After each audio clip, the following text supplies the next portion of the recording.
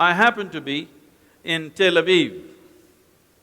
I was supposed to speak to a group of people and I was to arrive there at noontime and address them, but because of some delays in the flight, I landed at 6 o'clock, 6:30 is my talk.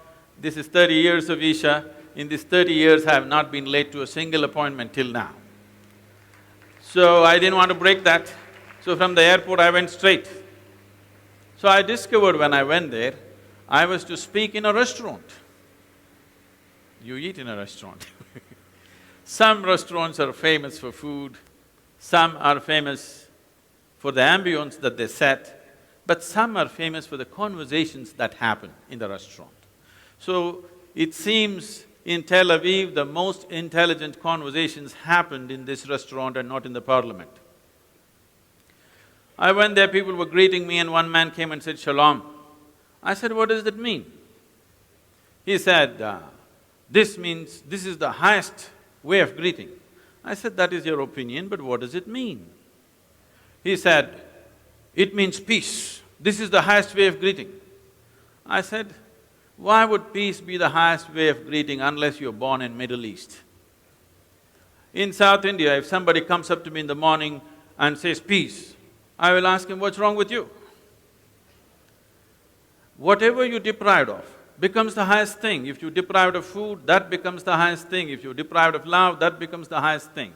If all these things are taken care of, one thing that a human being will always long for is to be free from everything.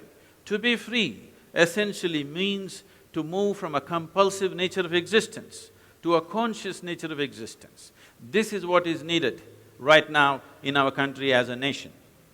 We evolved a system as to how to develop an individual human being. We never evolved a system as to how to develop a society.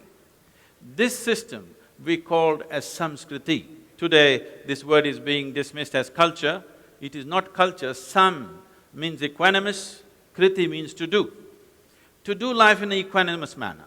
Another meaning for sam is exuberance. Another meaning for sam is well. To do your life in an equanimous way, in an exuberant way, and doing it well. If you do this, everything around you will be okay. Today we are trying to impose moral codes upon our society. You need to understand, India is a society without morality because we always relied on stirring up our humanity rather than depending upon the morality. The morality of one person is an obscenity for another person. So we always had means and ways and tools as to how to stir up the humanity within us, and that humanity has been the basis of this nation. It is that fundamental human longing to become free which has been the main thread, which is holding all these multiple cultures together as one nation. Though it is being propagated like India was born in 1947, no. The other cultures everywhere in the world experience this as one nation for thousands of years.